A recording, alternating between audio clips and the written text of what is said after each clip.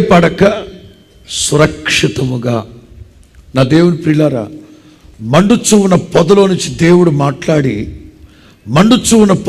దేవుడు మాట్లాడి పాలు తేనెలు ప్రవహించే దేశానికి, 7 జాతులు నివసిస్తున్న దేశానికి మిమ్మల్ని తీసుకెళ్లి చేరుస్తానన్నాడు.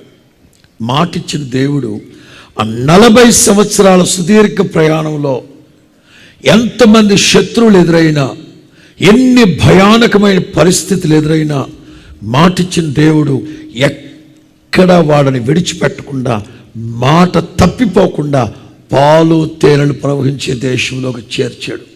ఒక సేవకునిగా క్రీస్తు యేసు ఎదుట ఆనబెట్టి చెప్తున్నాను, ఈ 2024వ సంవత్సరం ఆరంభంలోనే ప్రభు చెప్తున్నారు, నేను మిమ్మల్ని భయపడకుండా సురక్షితముగా 2025 వరకు నడిపిస్తాను. స్తోత్రం చెప్పు గట్టిగా.